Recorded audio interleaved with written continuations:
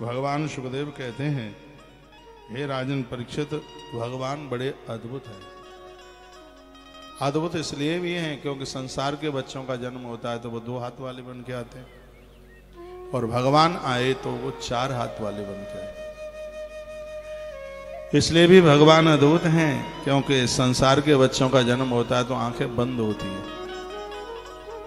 और भगवान प्रकट हुए हैं तो आंखें खुली थी, इसलिए अद्भुत है। इसलिए भी अद्भुत है कि संसार के बच्चों का जन्म होता है तो शरीर पर वस्त्र नहीं होता, लेकिन भगवान जब प्रकट हुए हैं तो पीला पीतांबर पहन के आए, कपड़े पहन के आए थे भगवान, इसलिए भगवान अद्भुत है।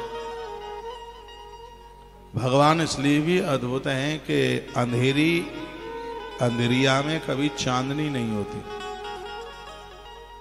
अंधेरिया में चांदनी नहीं होती, चंद्रमा दिखता ही नहीं है अंधेरिया में। वो कृष्ण पक्ष की अंधेरिया में कहां दिखता है, लेकिन भगवान आए तो आकाश में चांदनी बिखरी थी, इसलिए भी बालक अद्भुत है। बालक इसलिए भी अद्भुत है कि हमेशा सूर्य अस्त होने के बाद कमल खिलता नहीं है, कमल की पंखुड़ियां बंद हो जाती हैं, लेकिन जब रात में भगवान प्रकट हुए हैं तो सरोवरों में कमल खिल रहे थे, इसलिए भगवान अद्भुत है।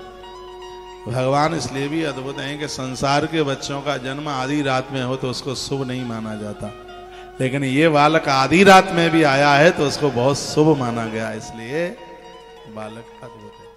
अब भगवान रात में ही क्यों आए?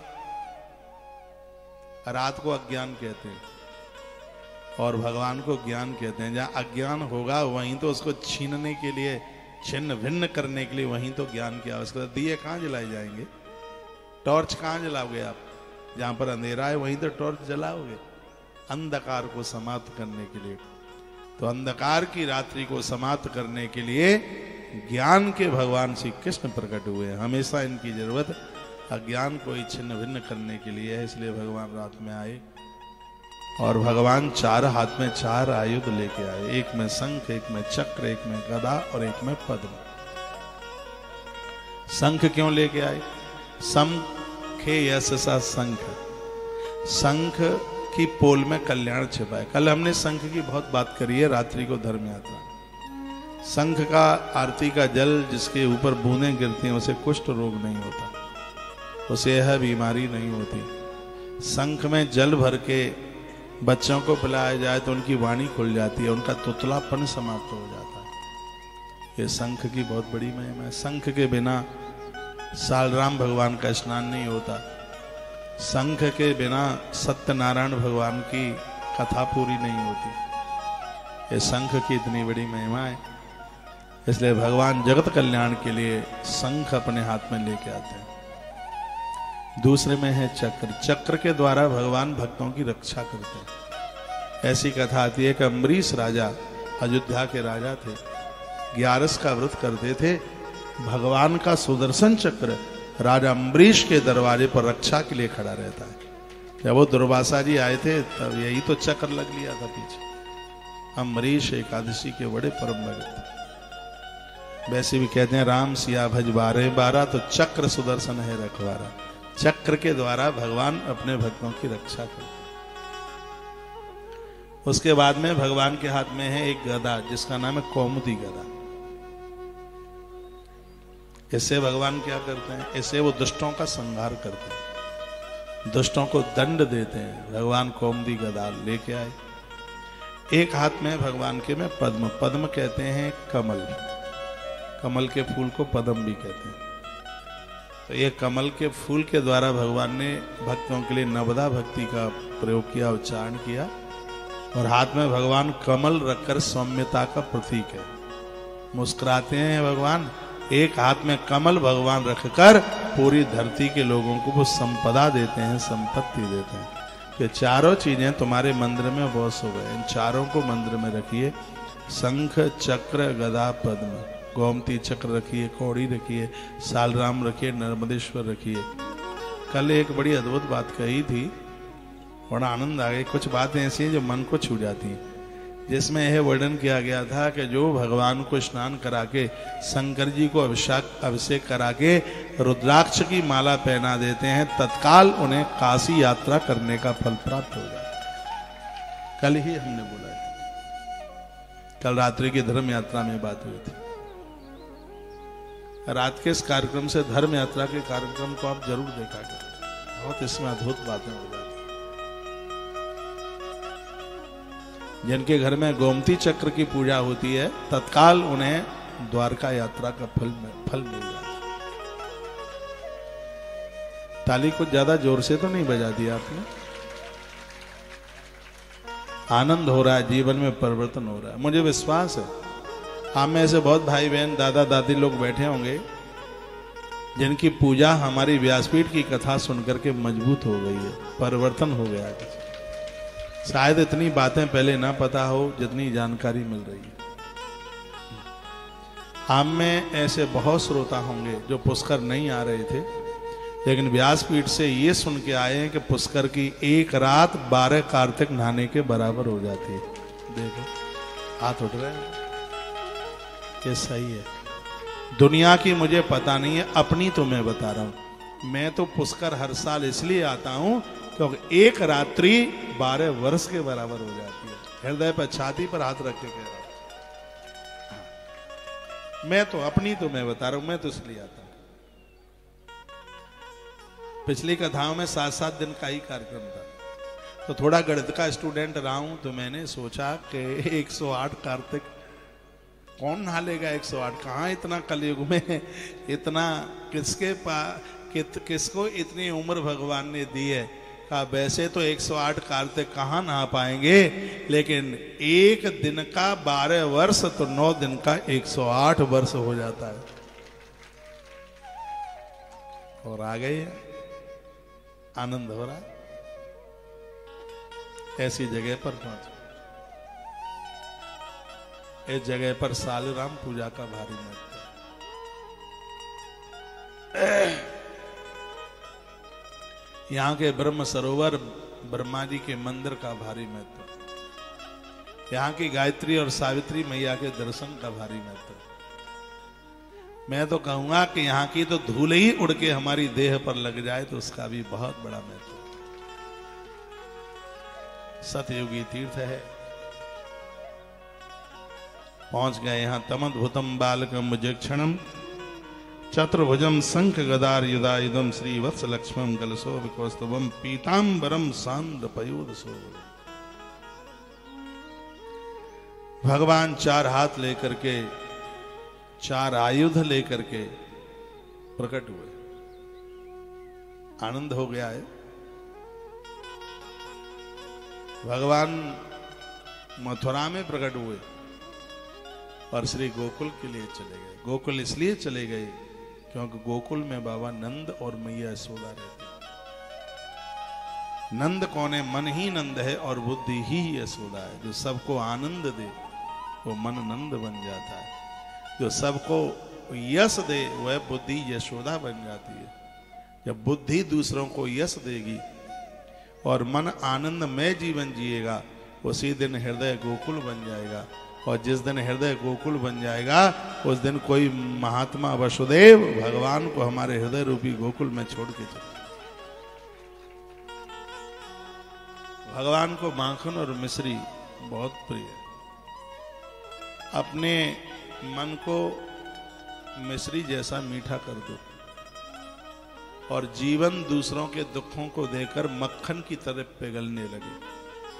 जिस दिन आपके मन की कड़वाहट बाहर निकल जाएगी, जिस दिन दूसरों को दुख को देख करके, दूसरों के दुख को देख करके और हम और आप दुखी होना शुरू कर देंगे, उसी दिन हमारा हृदय गोकुल बन जाएगा और वहां भगवान आके विराजित हो जाएगा। अपने लिए जीना भी क्या जिंदगी है। जिंदगी है नाम उसका, जो जीवन उनके लिए जी लिया जाए जिनका धरती पर कोई नहीं रहा। अब इस जीवन को परहित परमार्थ के साथ जोड़कर इस जिंदगी को जी लिया जाए, फिर वह जीवन गोकुल हो जाता है।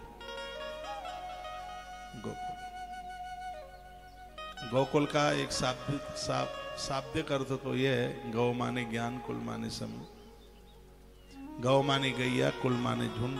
गौ माने भक्ति, कुल माने झुंड। जहाँ भक्ति का सरोवर है, जहाँ गैया का झुंड है। गौ माने पवित्र इंद्रिया भी है। गौ माने इंद्रिय, कुल माने समूह। जहाँ पवित्र इंद्रियों का समूह है उसको भी गोकुल कहते हैं। जहाँ ये इतनी सी चीजें हो जाएंगी वहां अवश्य में भगवान चल के आ जाएंगे। खुरापातियों के हृदय में भगवान कैसे आएंगे? अपने चरित्र को, स्वभाव को पवित्र रखिए, इसको मैला मत होने दो। वो एक भजन है, चंदरिया भीगी रे भीगी, चंदरिया भीगी रे भीगी। मुझसे वो आता नहीं है, पूरा भजन सुना था कभी है। ये चंदरिया कबीर ने ओढ़ी, तुलसी ने ओढ़ी, मीरा ने ओढ़ी, और पता नहीं किस किस ने ओढ़ी, पता नहीं आप में से भी किसी न किसी ने ओढ़ी। चुनरिया भीगे रे भीगे। चरित्र की चुनरी में दाग नहीं लगेगा।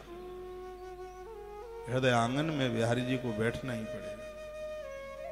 स्वभाव को बहुत बढ़िया कीजिए, मत इन दांतों को घिसिए। आधे से ज्यादा दांत घिस गए हैं बहुओं के ऊपर, हैं दांतें घिस घिसा करके वो घिस। इन बहनों का भी ब्लड प्रेशर इतना ऊपर जा रहा है, दवाई से भी ठीक नहीं हो रहा। सास से लड़ती है, लड़ लड़ के ब्लड प्रेशर गड़बड़ कर लिया। रक्तचाप बढ़ाते हैं पूरा दिन भर। मुझे फोन करेंगे, ये अपनी मैया के, अपनी अम्मा के बहुत बड़े भगत हैं। मुझे कहेंगे ये बहनें, महाराज जी कोई ऐसा उपाय है क्या कि ये मेरे बस में हो जाए? एक कथा सुना दूं, बस में मत करना कभी। एक कथा आती है, वायु पुराण की कथा है शायद, मुझे थोड़ा पुराण ठीक से ध्यान नहीं है, वायु पुराण ही होना चाहिए। गया जी में सुनाई थी मैंने 2-4 साल पहले। एक स्त्री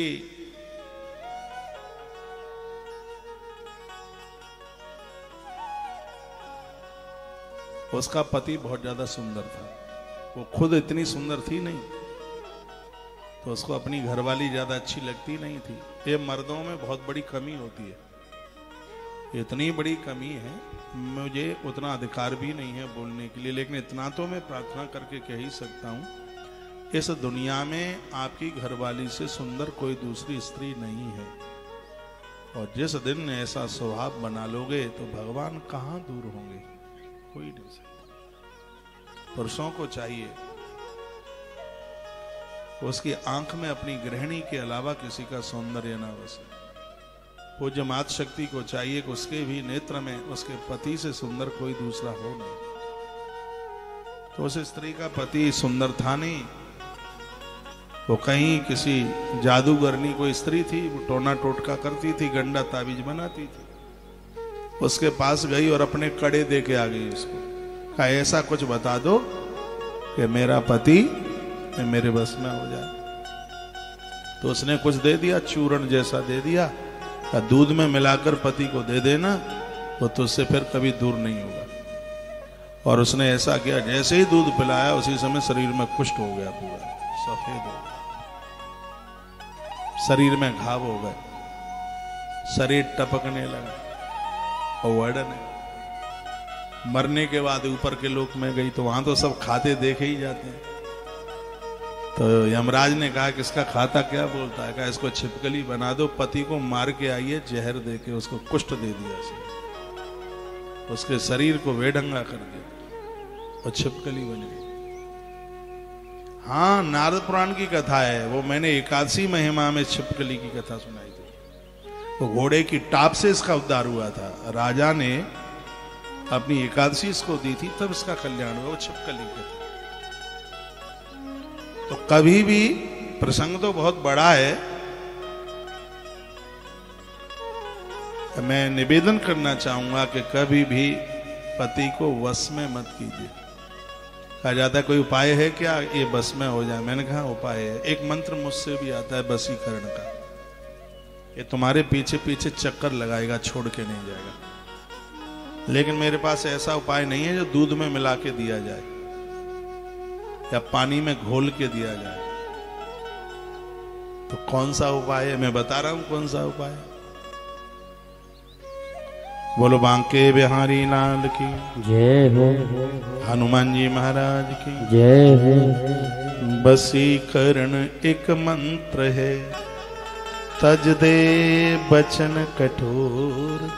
जो मन में कठोरता छिपी हुई है, पत्थर जैसे दिल बन गए हैं, जिसको अंदर से बाहर निकाल दो, दुनिया भी तुम्हारे बस में होगी, दुनिया को बनाने वाला भी आपके बस में होगा।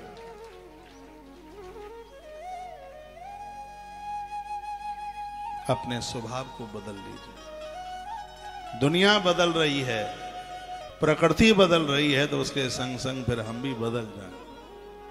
कर्कशता ना रहे, वही मनुष्यता ना रहे। हृदय को अब गोकुल बना डालो। जिनके अंदर बेईमानी नहीं है, जिनके अंदर छल नहीं है, छिद्र नहीं है, ये संसार के भोग तो दांत खाट खुजली की तरह। अपराध करने वाले लोग, ग्रंथों में लिखा है, बाद में पछताने के अलावा और क्या रहता है। पाप के बाद बड़ा पश्चाताप होता है। तो अब पाप किया ही क्यों जाए? अपने आप का परिवर्तन कीजिए, अपने आप का बदलाव कीजिए, हृदय को गोकुल बनाइए। हृदय गोकुल बनेगा तो मन आनंद में भर जाएगा और बुद्धि सबका सम्मान करना शुरू कर देगी। ऐसा होगा उसी दिन आपके हृदय में नंद उत्सव उमड़ने लगेगा, कृष्ण जन्म आरंभ हो जाएगा। जो भी भजन पूजा पाठ हम कर रहे हैं वो नंद उत्सव के लिए कर रहे हैं, लेकिन दुर्भाग्य यह है कि नंद उत्सव कथई में रह जाता है बस। ये नंद उत्सव तो रोज ही होना चाहिए, 365 दिन होना चाहिए। उत्सव का अर्थ क्या है? व्याकरण की दृष्टि से देखें तो उत सब दोनों को मिलाकर उत्सव बनता है। उत कहते हैं जन्म देने वाला, सब कहते हैं मुर्दे को। यदि जिंदगी से जन्म देने वाले परमात्मा को अलग कर दिया जाए तो जिंदगी मुर्दे के अलावा और कुछ भी नहीं है। जिंदगी सक्षम तभी है, आनंद में तभी है जब ये जन्म देने वाले परमात्मा के साथ जिंदगी जुड़ी है। यदि इस जीवन को ईश्वर से अलग कर दिया जाए, उत से, हाँ, उत को अलग कर दो, उत्सव में से उत्सव निकाल दो, तो क्या बचा? सब मीन्स मुर्दा। जिंदगी मुर्दा है, फिर तो कुछ नहीं है। इसलिए ईश्वर से जुड़ के रहिए। देखो, एक बात मैं कहूंगा, संत कहते हैं अपने परिवार को शून्य मानो और भगवान को एक मानो। तो शून्य की महिमा वैल्यू तभी बढ़ सकती है जब 0 1 से जुड़ा होगा। तो 0 1 से जुड़ा है तो हर 0 अपने आप में 10 गुना है, और 1 से 0 को अलग कर दीजिए, 0 0 0, एक चेक दे दिया जाए आप में से, हमें दे दें, लो महाराज जी गौशाला में लगा देना, एक 50 0 लिख दें चेक पर, और अंक एक भी ना हो, और मैं लेके चला जाऊं बैंक मैनेजर के पास, कहा हमें ये रुपया दे दो, ये चेक दे रहे हैं हम। उन्होंने कहा पागल हो गया है क्या? जाता है कि नहीं यहाँ से? कागज का पैसा भी नहीं मिलेगा। और यदि उसके ऊपर 1 लिखा हुआ है, 20 0 के ऊपर 1 का अक्षर बना हो, तो गौशाला की छत को उठने में ही देर न लगे महाराज। 1 की इतनी वैल्यू है, 1 की इतनी महिमा है। शून्य को 1 से जोड़ दोगे तो हर क्षण आप 10 गुने हैं, और शून्य रूपी परिवार से एक परमात्मा को हटा दोगे तो फिर कुछ भी नहीं है, खाली बोतल, खाली डिब्बा, कुछ नहीं। इसलिए हाथ जोड़कर मेरा निवेदन है, परिवार में सुबह शाम आरती उतारिए, बच्चों को खड़ा कीजिए, बहुओं को खड़ा कीजिए, उन्हें बताइए। अभी बच्ची है, दूसरे उस घर से आई है, अभी तो पढ़ाई लिखाई करती रही है स्कूल कॉलेज में, उसको उतना तो जानकारी है नहीं, उसे उतना पता तो है नहीं। माँ बदलती है, आजकल माँ कम बदल पा रही है, बहुओं को सासों ने जिम्मेवारी संभाल ली है, फिर उन्होंने बदलने में अपने आप को लगा दिया। अब वो बदलने में लगी हैं तो फिर इनको बड़ा बुरा लग रहा है। पहले से ही आप बदली हुई आती होती तो इस सास को इतनी मेहनती कहाँ करनी पड़ती, फिर तो मैं डांट थोड़ी लगाती, तो फिर क्या करती, फिर तो बढ़िया सी जलेबी दूध के संग मिलाकर के, दही के संग मिला के अपने हाथों से खिलाती। लेकिन गलती तो यह हो गई कि जन्म देने वाली माँ ने बदला नहीं। बुरा ना मानिए, यदि बच्चों में परिवर्तन न हुआ तो पहली गाली आपको ही दी जाएगी, और यह कहा जाएगा तेरी मैयों ने तो यही सिखाया होगा, यही बोला जाएगा। हृदय को गोकुल बनाइए। गोकुल से कहते हैं जहां भक्ति का सरोवर उमड़ रहा है, गोकुल से कहते हैं जहां गौ माता के लिए स्थान है, गोकुल से कहते हैं जहां ज्ञान का समुद्र उमड़ रहा है, गोकुल से कहते हैं जहां पवित्र इंद्रियां दिख रही हैं, उसे ही तो गोकुल कहते हैं। और जब जीवन ऐसा बनता है तो कोई महात्मा वसुदेव वहां भगवान को छोड़ करके चले जाते हैं और भगवान का पदार्पण हो जाता है। और यही कल बड़े आनंद से आप सुन रहे। रात निकली भोर भयो, नंद बाबा की बहन बाको नाम तो सुनंदा दौड़ती हुई पहुंची भैया के पास। भैया भाभी ने बड़े सुंदर सु लड़का को जन्म दिया। नंद बाबा दौड़े, आंखों में आंसू आए गए, ब्राह्मणन के चरण में गिर पड़े। थारी कृपा से हमारे घर में लला गया, ये कृपा तुम्हारी है। ब्राह्मण लोग स्वस्थ वाचन का पाठ करते हुए आए, नंद भवन को चारों तरफ से घेर लिया। उत्सव का आनंद हो रहा। नंद बाबा ने बहुत लुटाया, बहुत दिया। लेने वाले कंजूस, देने वाला बड़ा उदार था। इतना दिया, जो इच्छा लेकर के आए थे उससे भी बहुत गुना ज्यादा बाबा ने उन्हें दिया। इधर मथुरा में क्या हो रहा है? मथुरा में वो बेटी ना आई, देवकी के हाथ में दिया, उसने रोना शुरू कर दिया। माया है, माया रुलाती है। हथकड़ी बेड़ियां डल गई। कल आप सुन रहे थे भगवान आए तो हथकड़ी बेड़ियां टूट के नीचे गिरी। सीधा सा सिद्धांत है कि जीवन में भगवान आता है तो व्यक्ति के जीवन में बंधन नहीं रहता। और दुर्भाग्य की तो बात तब है कि जब बच्चे भी बड़े हो गए हैं, कोई कर्जा भी नहीं है, बेटियां भी अपनी ससुराल चली गई हैं, बेटों के बेटे भी सयाने हो गए हैं, वो भी नौकरी में जॉब में लगे, तो भी बुढ़ा बुढ़िया का घर नहीं छूटता। इसका मतलब है कि माया की हथकड़ी पड़ी है। सब घर में व्यस्तता होने से भी आप तीर्थ यात्रा गुरुजन सबके पास आप पहुंच जाते हैं, तो इसका मतलब है कि आपके जीवन में माया नहीं, आपके जीवन में मायापति है। धन बढ़ता है तो घर नहीं छूटता, पैसा बढ़ता है तो कहां छूटता है। और वो लोग बड़े बड़भागे हैं, भाग्यशाली हैं। माया तो नहीं है लेकिन मायापति है। ये तीर्थ की यात्रा तो मायापति की कृपा से मिलती है, पैसा नहीं। आप तो सोचते हैं, और देखो भगवान की कृपा समझिए, जब उसकी कृपा होती है तो बटुआ में किराए के लिए, टिकट के लिए पैसा नहीं होता। और जैसे तीर्थ में जाने को भगवान कृपा करता है, पता नहीं टिकट भी कहां से आ जाती है, कहां से व्यवस्था हो जाती है, पता ही नहीं लगता है। और जिनके बटुआ छकाछक भरे हुए हैं उनको तो बेटिंग रहती है, उनको तो कन्फर्म ही नहीं टिकट। वो इतने बड़े आदमी हैं वो कि टिकट कन्फर्म नहीं, तो अब जाएंगे कैसे? ये सौभाग्य उस ईश्वर ने उनको दिया जिनकी माया के प्रति श्रद्धा नहीं, जिनकी श्रद्धा मायापति के प्रति है। जीवन में माया होगी तो बंधन, और जीवन में मायापति होगा तो मुक्ति। कल भगवान आए थे, हथकड़ी बेड़ियां टूट के नीचे गिर गई, गोकुल पहुंच गए। लेकिन आज वो बेटी यानी माया चल करके आई है तो हथकड़ी बेड़ियां सब डल गई। घर में सब सक्षमता होते हुए भी और आप तीर्थ नहीं कर पा रहे, कथाएं नहीं सुन पा रहे, दान पुण्य नहीं सुन पा रहे हैं, तो थोड़ा अपने आप को सावधान करो। माया हावी हो रही है। माया, संतों ने क्या कहा माया को? माया तू ठगनी हम जानी। हमने समझ लिया कि तू तो ठगाई के लिए आई है, तू तो लोगों को ठग रही है। और माया है क्या? मैं और मोर तोड़ते माया, बस यही माया है। ये मेरा है, ये तेरा है, ये मेरा है, ये छोटे भाई का है, ये मेरा है, ये मेरा, मेरा मकान किसका? मेरा। दुकान किसकी? मेरी। गाड़ी किसकी? मेरे। फैक्ट्रियां किसकी? मेरा। सब कुछ मेरा मेरा मेरा मेरा। और जहां ये मेरा है यही दुखदाई है बहुत ज्यादा। विभीषण के ऊपर भगवान ने क्यों कृपा कर दी? क्या लंका में और लोग नहीं रहते थे? पढ़ा तो वो रावण बहुत था। रावण के मकान पर लिखा था दस्कंदर भवन। पूरी लंका में एक ही मकान ऐसा था जिसके ऊपर लिखा था राम भवन। पूरी लंका में इकलौता एक ही था बस, जिस पर लिखा था राम भवन। और रावण की लंका में कोई मकान पर राम भवन, दूसरी पार्टी की हो सरकार,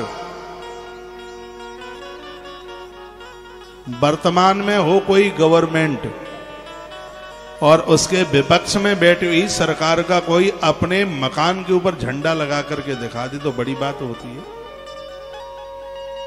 ये तो जज्बा है, अंदर की ताकत नहीं तो बड़ा मुश्किल होता है। नहीं तो दिक्कत मुसीबतों की भी तैयारी। अच्छा, हमारा विधायक और हमारा एमएलए एमपी होते हुए और तेरी इतनी बड़ी ताकत है तो विपक्षी का झंडा लगाता है, तो सब कार्रवाई उसके ऊपर हो जाती है। तो रावण के पास तो इतना बड़ा उसके पास जज्बा था, इतनी बड़ी ताकत थी, और रावण की लंका में और कोई मर्दानगी दिखा दे और अपने मकान पर राम भवन लिख के बता दे, तो ये तो बहुत बड़ी बात थी। जहां राम के नाम से उवासी आती थी वहां पर विभीषण के मकान के ऊपर लिखा है राम भवन। तो एक दिन रावण उसी गली से निकलता तो रोज था, तो रोज तो निगाह नहीं पड़ी, लेकिन आज उस बोर्ड के ऊपर पड़ गई निगाह। मोटे मोटे अक्षरों में लिखा था राम भवन। तलवार तो संग लेके चलता ही था। उसके रथ में कभी घोड़े नहीं जुते, रावण के रथ में हमेशा गधों को जोता जाता था। रावण के रथ में घोड़े नहीं थे। उसने कहा अपने साथ, रुक इसको। रथ से नीचे उतर के आया, पत्नी खड़ी थी विभीषण की, उसका नाम था शर्मा। ये जाति वाला शर्मा नहीं है,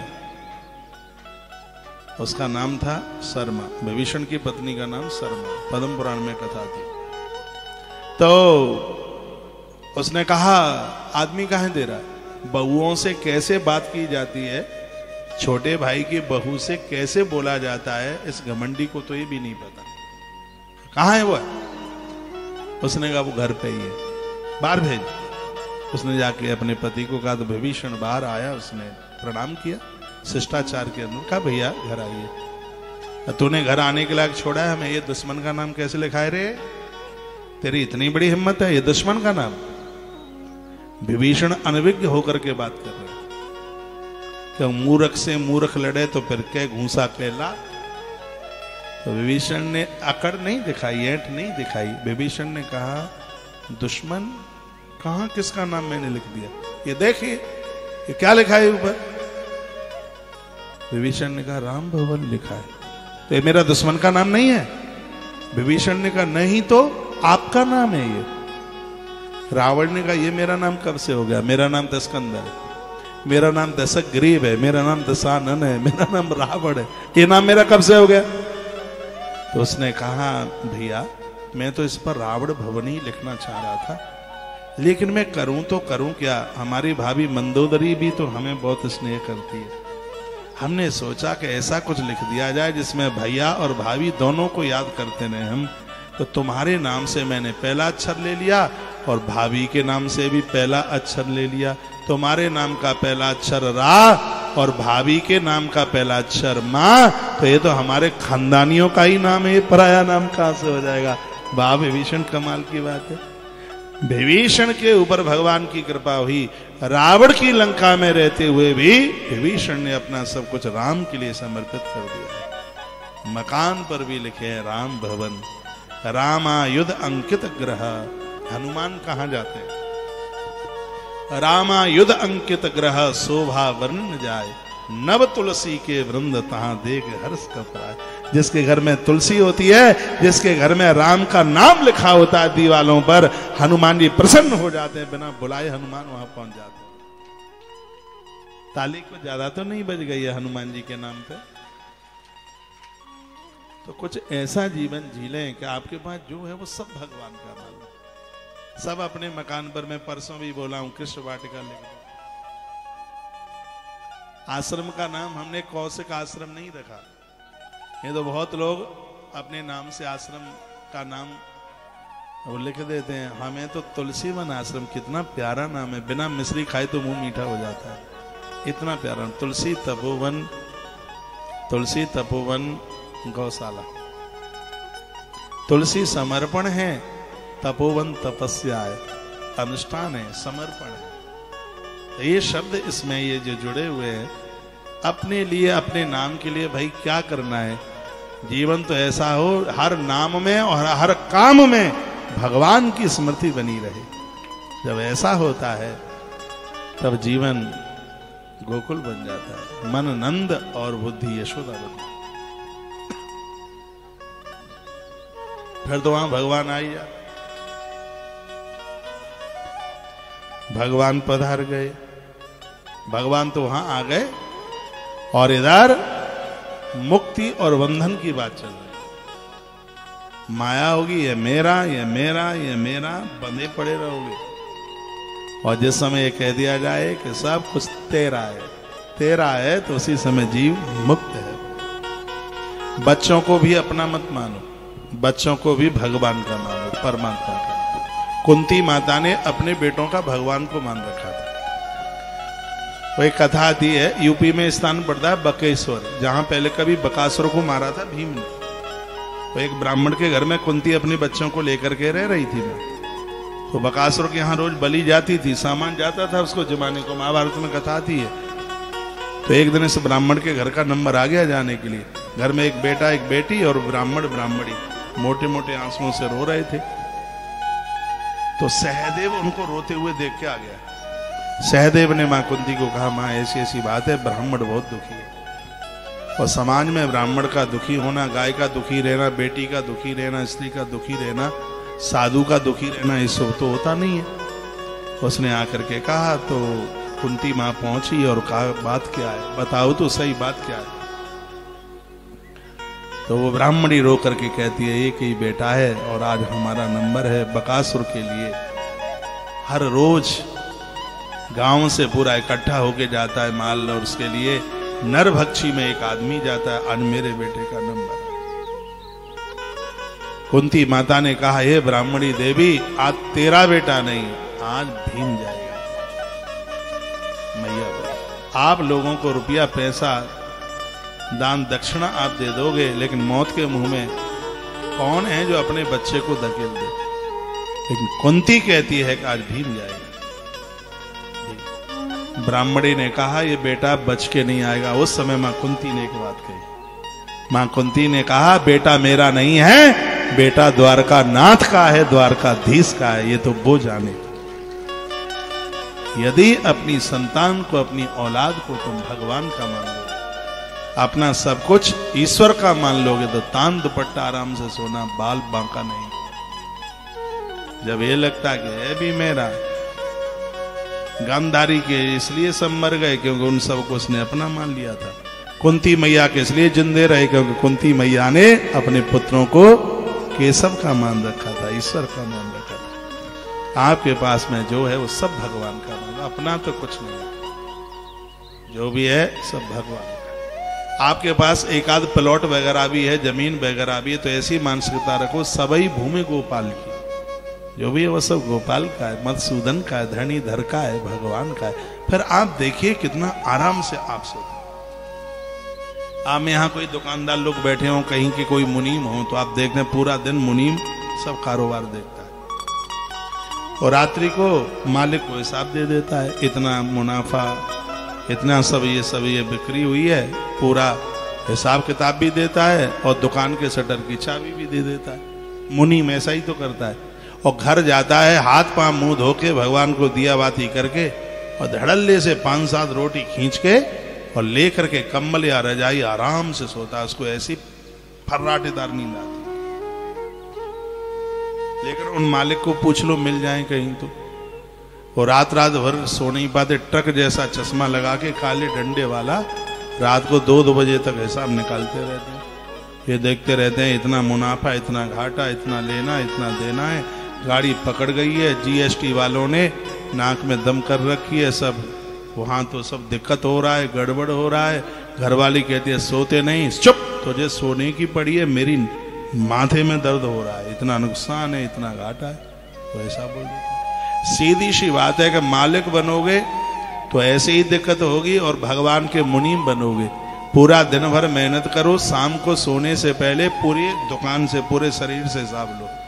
कानों को पूछो कथा सुनी कि नहीं, आंख को पूछो भगवान की छवि देखी कि नहीं, टांगों को पूछो अच्छी जगह गए कि नहीं, पूरे शरीर से हिसाब लेकर भगवान के लिए समर्पित कर दो। तान दुपट्टा आराम से सो जाओ, रात भर भगवान नहीं सोएंगे, तुम सो जाओगे। वो यह सोचते रहेंगे मुझे अपने बेटे को ये देना, ये देना, ये देना, आनंद हमारा आपका होगा, टेंशन जाने भगवान। ईश्वर का बन जाओगे, ये पोजीशन तब बनेगी। लेकिन दिक्कत तो यह है कि भगवान तब याद आता है जब कोई दिक्कत आती है, परेशानी आती है। मकान किसने बनाया? हमने। दुकान किसने बनवाई? हमने। बच्चों की शादी किसने करी? हमने। भैंस कैसे मर गई? का भगवान रूठ गया। अच्छा हुआ तो हमने किया और गड़बड़ हो गया तो भगवान रूठ गया। ये उनकी होशियारी देखी। आजकल शनि लग गया, ग्रह लग गया, नाक में दम हो गया, दुकान फैल हो रही है, बनवाई तो सब हमने और कुछ दिक्कत हो रही है तो भगवान रूठ गया। ऐसी मानसिकता मत रखिए। यदि कुछ हो जाता है तो ऐसा विचार रखिए घाटा नुकसान बहुत बड़ा होने वाला था, ये भगवान की कृपा थी कि थोड़े में ही निपट गया है, थोड़े में निपट गया। अभी मैं जयपुर में था, कहीं था, हाँ पता, जयपुर की बात। तो मुझे कोई बोले, कहा महाराज जी वो हमने एक जमीन लिया, जैसे ही जमीन ली उसके बाद बड़ी दिक्कत आ गई, रेड पड़ गई। मैंने कहा तो रेड में कुछ पकड़ा गया? कहा कुछ था ही नहीं तो पकड़ा क्या जाता, 1 रुपया भी नहीं पकड़ा। तो तुम उस जमीन को दोषी क्यों ठहरा रहे हो? ये कहो कि जमीन भगवान की कृपा से ली है और ये आई है, सब मुसीबत टल गई है। तुम ऐसा कहते ही क्यों कि जमीन की वजह से ऐसा हो गया है? ये एक विचार ही तो है, विचार ही तो अभिभूत होता है विचार। और जिस दिन अपना सब कुछ भगवान का समझ लोगे, उसी दिन द्वादश भागवत में नाम आ जाएगा। विभीषण की यही विशेषता है। विभीषण के बाद जो है, मकान पर भी लिखे है राम भवन, उसके बाद जो भी है आपके यहाँ शर्मा भवन या अग्रवाल भवन या ठाकुर भवन, ये सब कुछ लिखा हुआ है, सब पुतवा दो। उसके ऊपर बढ़िया सा मलुक सा भगवान का नाम लिखो, ईश्वर का नाम लिखो। और जो चीज भगवान की है उसको कभी जादू टोना नजर टोटका नहीं लगता। मैंने देखा इतने बढ़िया बढ़िया मकानों के ऊपर हड़िया पोत करके और इससे राक्षस का मुंह बना करके और उसके ऊपर लटका देंगे। इतना बढ़िया डिस्टम्बर करते हैं, इतना बढ़िया पेंट करेंगे, इतना बढ़िया एलिवेशन, सब कुछ इतना बढ़िया, लेकिन राक्षस का मुंह जरूर लटकाएंगे उसके ऊपर। बहुत लोग मोटरसाइकिल का टायर लटका देंगे। पूछा जाए कि ये इतना बढ़िया मकान है, ऐसा क्यों कर दिया? का नजर न लग जाए इसलिए। वो जो सुधांशु जी महाराज कह रहे थे कि मैं किसी घर में गया और मैंने बाहर देखा तो टाइल लटक रहा था बड़ा वाला, इतना बढ़िया आलीशान मकान बना, लेकिन वो टायर ऐसा बुरा लग रहा था कि किसी सुंदर स्त्री की नाक दांतों से खनोच दी गई हो। अंदर गया मैं, तो वो डोकरिया अपने पोते को लेके आ गई। महाराज जी इसको नजर हाल लग जाती है, हाल ही इसको दस्त हो जाते हैं, दांतों में दर्द होता है, आप कुछ कर दीजिए ये ठीक हो जाए। तो वो कहते मैंने कहा कि मकान पर तुमने बड़ा टायर लटका रखा है, एक छोटा टायर इसके भी गले में डाल दो तो इसको नजर नहीं लगे। सही कहा उन्होंने, अच्छा कहा। जब टायर से ही नजर उतर जाती है तो एक छोटा वाला इसके भी गले में लटका दो। सही कहा, बढ़िया कहा। हाँ, जब टायर से ही नजर उतर रही है तो फिर एक इसको भी टायर लटका दो। फिर इतना सुंदर भवन बनाया, एक मटके पर राक्षस का मुंह बना करके वो लटका सकते हो, लेकिन मकान पर कहीं भगवान का नाम नहीं लिख सकते। ये दुविधा है। अपने भवन पर रामायुध अंकित ग्रहा शोभा वर्णन नव तुलसिका वृंद तहां देख हरस। मकान को भगवान का, दुकान को भगवान का, अपने आप को भी भगवान का मानिए। जो भी कुछ है वो सब परमात्मा, अपना तो कुछ है ही नहीं। जिन्होंने ऐसा समझ लिया है वो माया से मुक्त है। उनके जीवन में कृष्ण आता है, उनके जीवन में भगवान आता है। माया तो रुलाएगी। जब तक सामान फैला पड़ा है रात में सो नहीं सकते। अभी इस समय दिवाली का टाइम है, दुकानदारों को देखना, बाहर नाले के ऊपर भी पत्थर रख करके पूरी दुकान सजा देते हैं बाहर तक, और रात को 1 बजे तक दुकान चलती है। घर से घरवाली फोन करती है, 12:45 बज गया, कितनी देर में आओगे? चुप, अभी मत बोले, अभी सामान बिखरा पड़ा है, बाहर फैला पड़ा है। जब तक सामान इकट्ठा करके दुकान में नहीं रख देगा तब तक रात में वो चैन से सो नहीं पाएगा। तो मैं भी अपनी दुकान फैलाए फैलाए 60-65 साल हो गए हैं, ये सब फैला पड़ा हुआ है।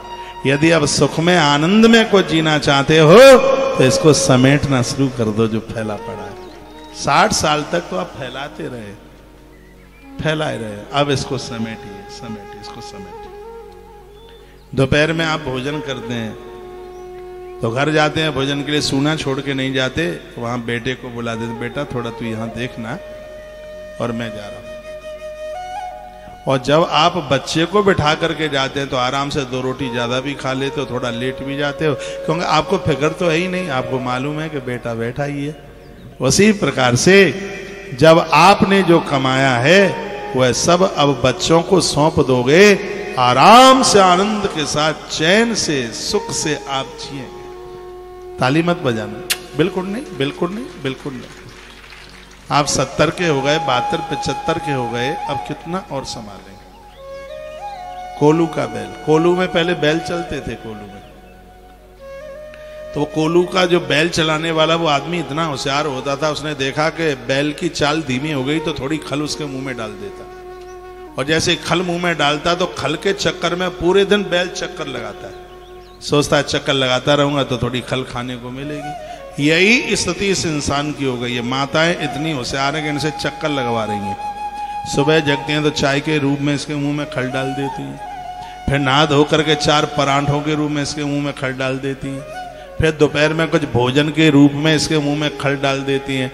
तो उस खल के चक्कर में ये 84 चक्कर में घूम रहा है, बिल्कुल ऐसे चल रहा है, यूं यूं ऐसे चल रहा है। भैया पूरी जिंदगी चक्कर लगाते, आपको पता है ज्यादा चक्कर लगाने में इतना चक्कर आता है कि लोग गिर जाते हैं। बिल्कुल चक्कर लगाने में गिरना, इसका मतलब है कि पतन हो रहा है। अब बहुत चक्कर लगा लिए हैं, बहुत घूम लिए हैं, कहीं कुछ नहीं मिला। कहां कहां नहीं आप घूमे, साड़ू के यहाँ आप गए, ससुराल में 15-15 दिन आप रहे, मित्र के यहाँ आप रहे, पता नहीं कहां कहां गए, लेकिन कहीं से मिला कुछ नहीं, कहीं से सुख नहीं मिला। आपने इस साल में बहुत शादियां अटेंड करी होंगी, मैं छाती ठोक करके कह सकता हूं जो आनंद आपको पुष्कर में मिल रहा है बड़ी से बड़ी शादी में नहीं मिला होगा, और मिल ही नहीं सकता। कैसे मिल जाएगा वो तो दांत खाट खुजली की तरह। सच में तो आनंद है, ये चेहरे पर मुस्कुराहट है, आनंद हो रहा है। मैं इधर उधर से निकल के जाता हूं, आप आपस में चर्चा करते रहते हैं, कहते रहते हैं कितना आनंद हो रहा है। यदि घर की जिम्मेवारियां पूरी हो जाती तो हम महाराज जी के संग यहां से वृंदावन ही सीधे चले जाते, ऐसा भी आप ही बोल रहे हैं।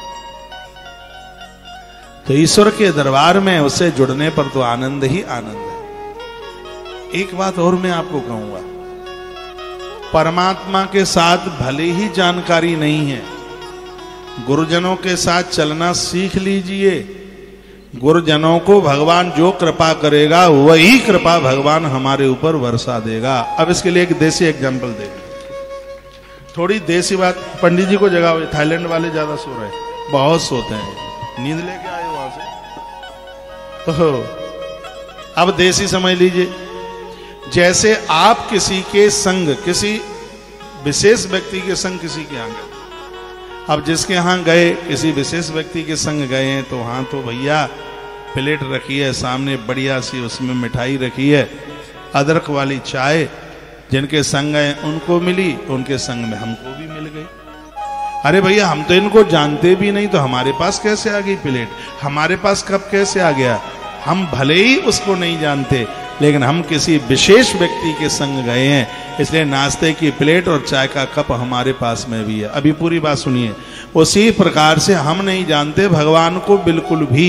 यदि महापुरुषों के संग चलते हैं तो महापुरुषों के संग चले हैं, इसलिए भक्ति की प्लेट और मुक्ति का कप हमारे हाथ में भी होता है।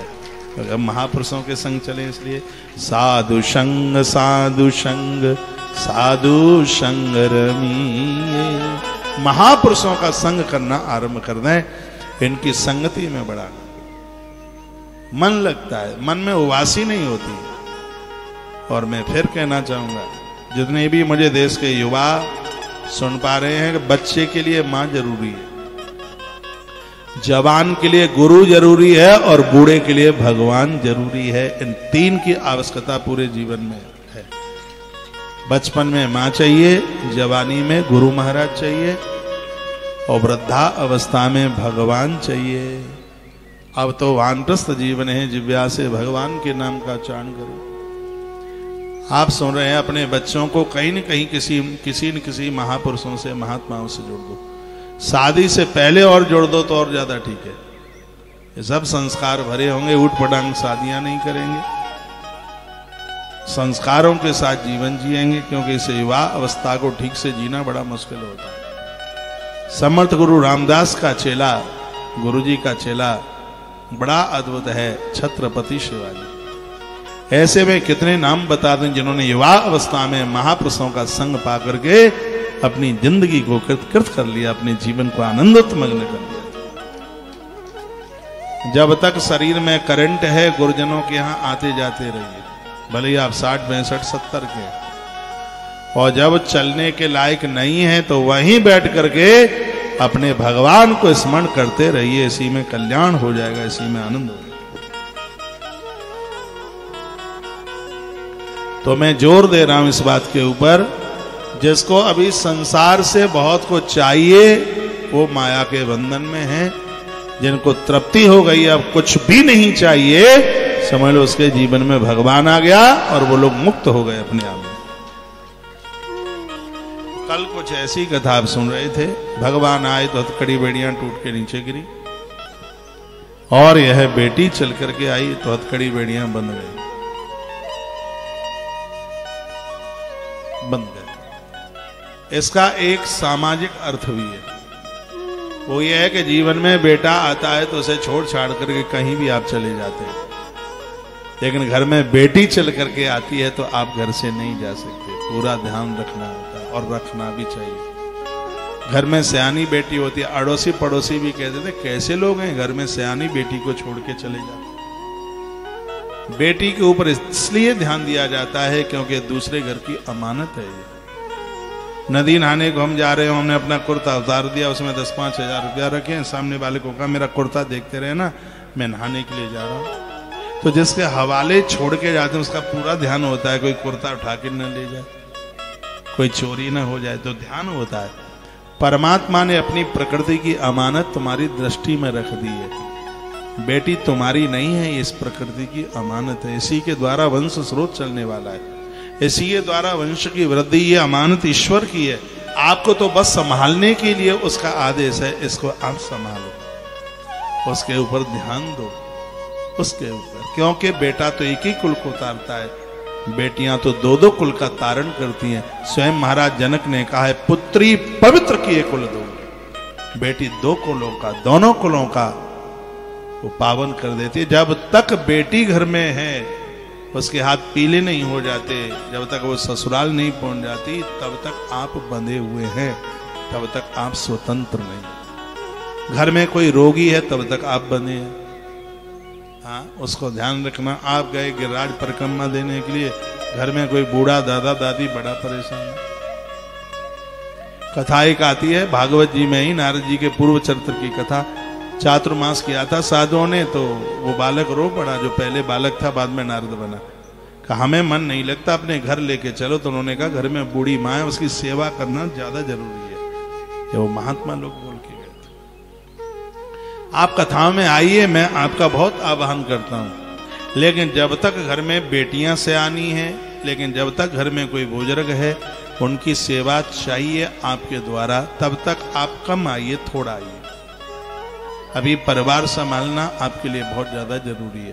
साल में हम 10 कथा करते हैं तो 1-2 में आइए, उनको देखना जरूरी है, बहुत ज्यादा आवश्यकता है। तीर्थ करें, कौन मना करता है, लेकिन एक तीर्थ आपके घर में भी बैठा है, वो वृद्ध हैं, बुजुर्ग हैं, और आप उनके जीवन का सहारा है, आप उनकी जिंदगी की लाठी हैं, उनका पूरा ध्यान रखिए।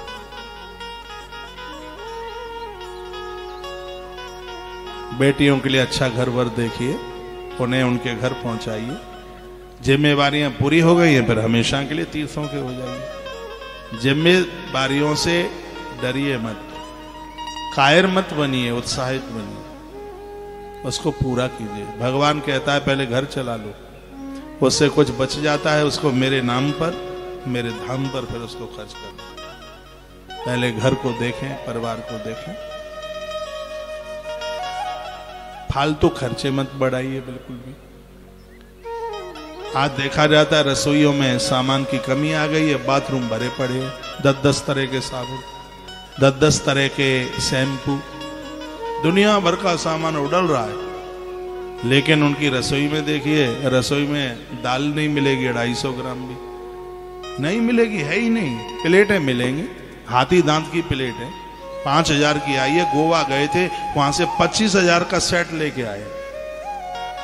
हमने कहा वहां इलायची भी तो मिलती थी, वहां से इलायची ले आते, भोजन के बाद थोड़ा थोड़ा डालते रहते, गांठों में दर्द नहीं होता। तो वो नहीं मिलेगी, लौंग नहीं मिलेगी, भगवान की पूजा के लिए धूप नहीं मिलेगी। कल एक अच्छी सी बात कही गई थी, जिनके घर में भगवान को रोज धूप जलाई जाती है उन्हें नित्य उपवास करने का फल प्राप्त होता है। कल मैंने श्लोक बोल करके बात का व्याख्यान किया। तो ये चीजें नहीं मिलेंगी, फालतू की भरा पड़ा हुआ है, प्लेटें 25 तरह की, लेकिन उस रसोई में राशन का सामान नहीं है 5000 रुपए का भी, चिमनी लगी है 55,000 की, लेकिन सामान नहीं है उसमें खाने पीने का। हम जैसा आदमी, हम गुड़ में हम दूध में चीनी नहीं डालते। अब वो हमें पूछते हैं महाराज जी चीनी कितनी डालनी है, मैंने हमें डायबिटीज नहीं है फिर भी हम चीनी नहीं डालते, हम गुड़ के आदी है। तो गुड़ हो तो दे दो, तो थोड़ी से हाथ लगाएंगे, थोड़ी खो जाएंगे। देखो रामकली जी के घर मिल जाए गुड़ तो बिटिया जाना रिंकी पीछे चली जाए। यही होता है, हर चीज आपके घर मिले। हम जैसा आदमी आपके घर आ गया, सुबह आपसे पूजा के लिए हो सकता है थोड़ा देसी घी मांग ले, हवन सामग्री मांग ले, लकड़ी मांग ले, थोड़ा कपूर मांग ले, कलावा मांग ले, रोली मांग ले, चंदन मांग ले। ये चीज क्यों नहीं होती? आप वैष्णव हैं तो जन्मपत्री दिखाएंगे कि इतना दोष हो गया, वास्तु दोष हो गया, फला दोष। हमने तो ये भी तो मत्स्य पुराण में पढ़ा है, जिनके घर में पूजा पाठ का सिगरा सामान मिल जाता है उसके घर में तो वास्तु दोष ही नहीं रहता। लेकिन जो चीजों की जो जरूरत है घर में, तो वह चीजें मिलती नहीं। उठ पटांग की चीजें, ओ बक्से भरे पड़े हैं कपड़ों के मारे।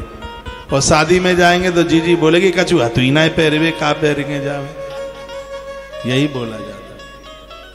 आवश्यकताओं को बढ़ाइए और इच्छाओं को कम कीजिए। बाथरूम का सामान कम करो, उसमें 10 तरह की टॉवेल लगी हैं, क्या मतलब है? तौलिया तो एक ही चाहिएगी ना शरीर पहुंचने के लिए। ऐसा तो है नहीं कि 9 में से खुशबू लो सूंघ के और 1 से शरीर पहुंचो। जो चीज है जरूरत की वो लीजिए। और जो व्यक्ति आवश्यकताओं से ज्यादा चीजें इकट्ठी करता है उसके पास परेशानियों के अलावा और कुछ नहीं है। जिसके पास आवश्यकताओं से ज्यादा चीजें हैं उसे कंस कहते हैं, और जिसके पास में सिर्फ प्रयोग की ही चीजें हैं उसको कृष्ण कहते हैं। दोनों में इतना अंतर है। कंस जैसा जीवन बंधन युक्त होता है, कृष्ण जैसा जीवन है वो बंधन मुक्त होता है। तो कृष्ण है वो तो बंधन मुक्त कर देता, तो जीवन बंधन मुक्त हो, कोई आपको बांध ना पाए, संसार का कोई व्यसन आपको बांध ना पाए। यदि आप चाय के बिना नहीं रह पाते हैं तो आप संसार में बंधे हैं। आप गुटखा तंबाकू के बिना नहीं रह पाते। बहुत तो चाय के इतने आदी होते हैं उनका पेट खाली नहीं होता जब तक सुबह पलीता न लगाया जाए। उनको आधा लीटर पिलाना पड़ता है, तब पेट पिचकेगा, फिर पेट में यूं हथौड़ा मारेंगे। ऐसे आदी बन गए। बहुत लोगों को सुबह ही सुल्फा चाहिए, बाथरूम में बैठ के बीड़ी सिगरेट खींचते हैं, धुआं निकल के आता है। कभी तो मेरे कमरे के पास तक आ जाए, यहाँ तो नहीं है जहां मैं और जगह भी रुकूंगा। तो मैंने कहा धुआं कैसे हो रहा है, तो पता लगा कि बगल के बाथरूम में सारंगी वाला वो पी रहा है। तो क्या बोल रहा है वो चिलम पी रहा है उसमें। अब पता लगाया कि चिलम क्यों पी रहा है, क्या इसका पेट खाली नहीं होता इसलिए पी रहा है। वो कोई भी हो सकता है। एक उदाहरण के तौर पर मेरे तो संग खैर सारंगी बजती कहाँ है, एक उदाहरण के तौर पर मैंने बोला है। तो ऐसे आदि मत बनिए। संसार की कोई भी वस्तु आपको अपने अंडर ना कर पाए। व्यसनों से मुक्त रहिए। जो व्यसनों से मुक्त है वही भगवान कृष्ण के साथ जुड़ा है। जो संसार की चीजें इसको बांधे हुई हैं वो माया के पलीते जल रहा है। ऐसा जीवन। चाय को भी कम कीजिए और हाथ उठा करके कह सके चाय भले ही हमारे बिना ना रह पाए लेकिन हम चाय के बिना जरूर रहेंगे। ऐसा जीवन। कथा तो यही कहती है। संसार का कोई भी व्यसन आपको अपनी तरफ, ये भी एक मोह, भी एक व्यसन। बहुत माताएं तो इसलिए ही रोती रहती हैं। आज आचार्य जी ने मुझे कोई फोन पर बात कराई थी। एक श्रीमान जी इतना रो रहे थे। मैंने कहा क्यों रो रहे हैं आप, चुप रहिए, कहिए। कहते हैं 4 महीने पहले मुझे मेरे बेटे छोड़ के चले गए। मैंने कहा घर घर की कहानी है ये, कोई बड़ी आश्चर्यचकित बात नहीं है। हम अकेले रह गए। मैंने कहा क्यों अकेले रह गए? तुम धरती माता तुम्हारे संग है, आकाश तुम्हारे संग है, क्या नहीं है तुम्हारे साथ? इनका अनुभव आप कीजिए, या अनुभव कीजिए कि ईश्वर आपके साथ है। हमारी बूढ़ी माताएं तो इसलिए परेशान है कि बेटा घरवाली को लेके चला गया। वो घरवाली आई है इसीलिए, और काय के लिए आई है? वो तो घरवाली को लेके जाएगा, उसे अपना परिवार चलाना है। आपने भी तो अपना परिवार चलाया था, अब उसको चलाने दो। और आप रो रहे हैं मोटे मोटे आंसुओं से, शिकायत कर रहे हैं अगल बगल में। इतना टेंशन पाल रखा है। कहा बेटा तो बात करना चाहता है लेकिन वो नहीं करने देती। अब नहीं करने देती तो नहीं करने देती। ईश्वर की मस्ती में मस्त रहने का अभ्यास कीजिए। समझाइए अपने आप को। आप पति पत्नी दोनों एक दूसरे से, ये जो अकेले रहते हैं पति पत्नी, ज्यादा तरह से बहू बेटों की ही बात करते रहते हैं। और मैं पूरा दिन इतनी इनको कथा सुनाता हूं, मेरी कथा की चर्चा नहीं करते। कभी इसकी भी चर्चा कर लो, कर लिया करो। आज महाराज ने ये सुनाया, सुबह ये सुनाया, दोपहर ये सुनाया, रात को ये सुनाया, करवा चौथ को ये सुनाया, नाग पंचमी को ये सुनाया। वो तो सब भूल गए। बस वो याद है कि बेटा बात नहीं करता। इतने परेशान आप हो रहे हैं, ये बात नहीं करता, ये बात नहीं करता, धरती हिला के रख दिया आपने, बात नहीं करता। भगवान का स्मरण कीजिए, ये संसार की माया मार डालेगी। इसलिए ईश्वर से जुड़ेंगे तो ही आप बंधन मुक्त हो सकते हैं। थोड़ी सी मुट्ठी भर जिंदगी रह गई है, पता नहीं कि गुब्बारा कब फूट जाएगा। क्या भरोसा है इस जिंदगी का, साथ देती नहीं है किसी का, मालूम नहीं है कब तक का कितना समय। इसलिए अब थोड़ा मुस्कुराते हुए प्रसन्नता पूर्वक जीवन जीने की कोशिश कीजिए। ये ग्रंथ वादा करते हैं कि ईश्वर तुम्हें भूखा नहीं रहने देगा, बिना कपड़ों के नहीं रहने देगा।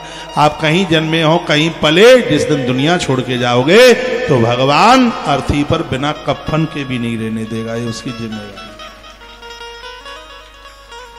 तो टेंशन का ही क्यों करो। मैं तो उनको बड़ा विशेष मानता हूं।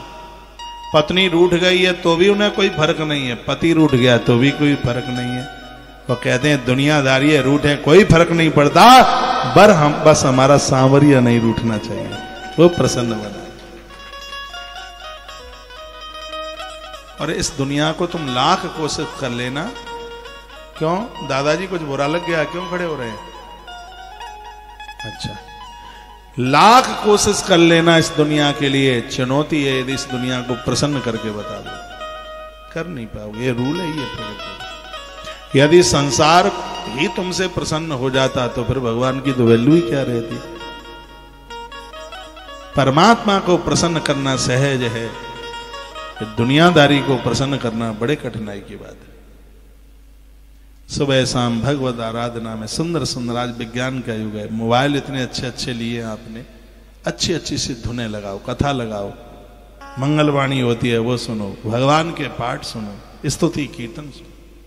शरीर सक्षम है तो भगवान को नहलाओ धुलाओ, पूजा करो, रोली चंदन लगाओ। और अब शरीर काम नहीं कर रहा है तो बिस्तर पर बैठे ही बैठे मोबाइल में कथा सुनो, भगवान के नाम का कीर्तन सुनो। ये भी 5 प्रकार की पूजा होती है। मैंने एक दिन बोला है, बताया है मैंने, सुबह आप झाड़ू लगाते हैं, पोंछा लगाते हैं, ये पहले नंबर की पूजा है। भगवान को बर्तन साफ सुथरा कर गुरु के पानी भरते हो, पूजा है। भगवान को फिर चंदन वगैरह लगाते हो, ये पूजा है। फिर आप भगवान को स्तुति करते हो, ग्रंथ में कोई स्तोत्र सुनाते हो, ये चौथे नंबर की पूजा है। उसके बाद आप भगवान की आरती करते हो, भगवान का भोग लगाते हो, ये 5वें नंबर की पूजा है। 5 तरह की पूजा बताई है। तो स्तोत्र सुनाना या भगवान की बातें सुनना, ये चौथे नंबर की पूजा है। आपका शरीर काम नहीं कर रहा, फिजिकली आप स्वस्थ नहीं है, तो आप सुन सकते हैं। आप बिस्तर पर पड़े पड़े सुन सकते हैं, आंखें काम कर रही हैं तो आप पढ़ भी सकते हैं। इसको चतुर्थ नंबर की, चौथे नंबर की पूजा का है। मैंने 3 दिन पहले के कार्यक्रम में मंगलवाणी में बात बोली है, आप सुन लीजिए। तो इसको एक पूजा कहा गया है। तो आप हर प्रकार से, आप बहुत लोग बड़े परेशान होते, हम तो बूढ़े हो गए, बैठ नहीं पाते महाराज, अब अभिषेक भी नहीं कर पाते, हवन यज्ञ भी नहीं कर पाते, नहीं कर पाते, कोई बात नहीं। उसके बारे में आप सुन तो सकते हैं, हृदय से उसके साथ जुड़ तो सकते हैं, और ये ही चीजें मृत्यु के समय पर हमें बंधन मुक्त कर देंगे। ऐसे प्राण निकल जाएंगे, एक घूंट पानी नहीं मांगना पड़ेगा किसी से, कब चले गए पता ही नहीं लगेगा। पीछे कौन पिंडदान करेगा, पीछे कौन तर्पण करेगा, भाई कौन ब्राह्मण जिमाएगा, जो अपने जीते जी सब कर डालो, पीछा तो पीछा ही है। पिंडदान का अर्थ होता है अपने आप को ईश्वर के हवाले कर दो, ये सबसे बड़ा पिंडदान है। जिंदे जी अपने आप को भगवान का बना दो, बस इसी में कल्याण है, सब कुछ इसी में छिपा है।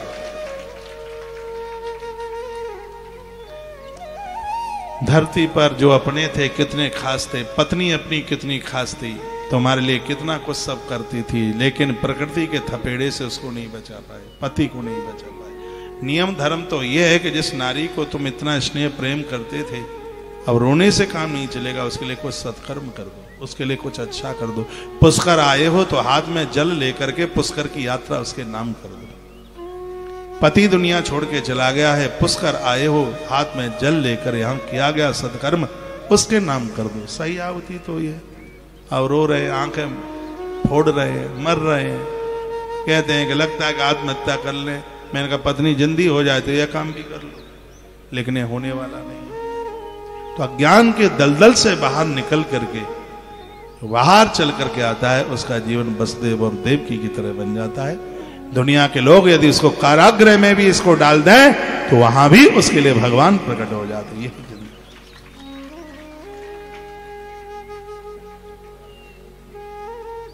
माया तू ठगनी हम जानी, माया तू ठगनी हम जानी, माया तू ठगनी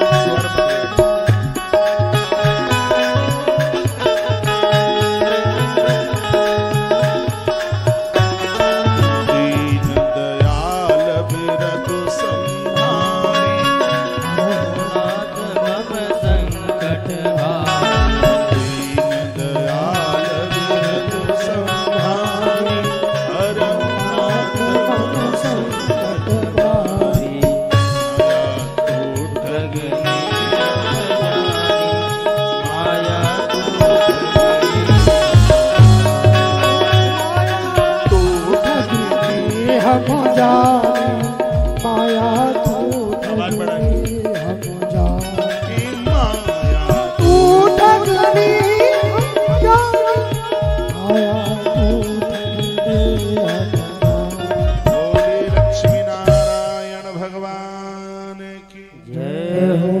हथकड़ी बेड़ियां हाथ की कल टूटी और आज वसुदेव और देव की बंधन में युक्त हो गए, क्योंकि जीवन में माया चल के आई। उसने रोना शुरू किया तो रोने की आवाज द्वारपालों ने सुनी और दौड़ते वही रंतप्रत द्वारा सर्वापूर्वदावृतः, जो पहले सो गए थे वो सब जाग गए। भगवान आता है तो काम क्रोध लोभ सब सो जाते हैं, धराशायी हो जाते हैं।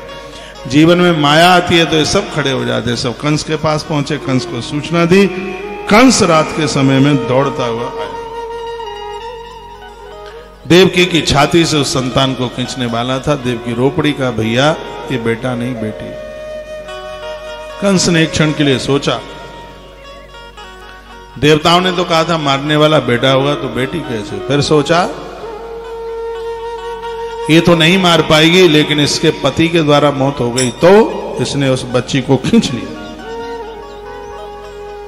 ताम ग्रहित अचणयोर जात मात्रा सुसुदान, सामने पत्थर की शिला पड़ी हुई थी। अफोत यह शिला पृष्ठे, उस शिला के ऊपर इसने उस बालिका को घुमा करके और जैसे यूं फेंकना चाहा तो बालिका हाथ से छूटती हुई अंबर आकाश की तरफ गई। और उसने कहा ये कंस किम मया हत्या मंदा जाता यत कवा पुरुषत्रमा हिंसी कृपणान था। तो हमें क्या मारेगा, तुझे मारने वाला ब्रजमंडल में पैदा हो चुका है, हो चुका है, हो चुका है। और वह बालिका अष्टभुजा रूप धारण करती हुई अमर आकाश की तरफ चली गई, जहां उसका तेज समाहित हुआ। विंध्याचल पहाड़ पर उसको आज अष्टभुजा मंदिर के नाम से जाना जाता है। कालिका पुराण वर्णन में, कालिका पुराण ग्रंथ में वर्णन है, जो विवाह के तत्पश्चात पति पत्नी इस स्थान का दर्शन करते हैं, देवियां दर्शन करती हैं, उनके गर्भ में कभी संतान खत्म नहीं होती। मां भगवती जगदम्बा अष्टभुजा रूप से उस मंदिर में बैठी। विंध्यवासिनी मंदिर से 5 किलोमीटर दूर है। तत्पश्चात कंस डर गया, भयभीत हो गया, अपनी बहन देवकी के चरणों में गिर पड़ा, गलती का एहसास किया। क्षमद्वमुदौरात्यम साधवो दीनवत्सला, रो रो करके कहने लगा कि मुझे आप क्षमा कर दीजिए, आप तो परम साधु हैं, मेरी है दुष्टता, तुम दोनों मेरी दुष्टता को क्षमा कर दो, क्योंकि तुम बड़े हैं, साधु स्वभाव वाले हैं और आप दीनों के रक्षक हैं। ऐसा कहकर कंस ने अपनी बहन देवकी और वसुदेव जी के चरण पकड़ लिए और बहुत रोया। बहन और बहनोई बड़े पूज्य होते, बहुत रोया यह। उसके बाद उसने योग माया के वचनों पर विश्वास करके देवकी और वसुदेव जी को कैद से छोड़ दिया, कैद खाने से बाहर कर दिया। ऐसा इस ग्रंथ में वर्णन किया गया है। व्यासृत वसुदेवस्य प्रश्यतमुवाचः एवमेतन महाभाग यथा वदस देही नाम अज्ञान प्रभावंती स्वपरेति विदाय था। यह मेरा अज्ञान था। वसुदेव जी ने हंस करके कंस से कहा, अहे मनस्वी कंस, आप जो कह रहे हैं वह सब ठीक है, लेकिन जीव अज्ञान के कारण ही शरीर आदि में मैंपन को मान लेता है, इसी से अपने और पराई का उसे भेद हो जाता है। और भी ऐसी तमाम बातें कही, समय अभाव। और उसके तत्पश्चात जो कंस के अनुयायी थे वो बिल्कुल ठीक नहीं थे। वो कहते हैं मूल में ही विष्णु देवानाम यत्र धर्म सनातन, सनातन धर्म के भगवान नारायण के मूल में सनातन धर्म है। और सनातन धर्म 5-4 चीजों के ऊपर टिका है। हम उसको ही खत्म कर देंगे तो नारायण की शक्ति हीन हो जाएगी, नारायण अपनी शक्ति से छीन हो जाएगी।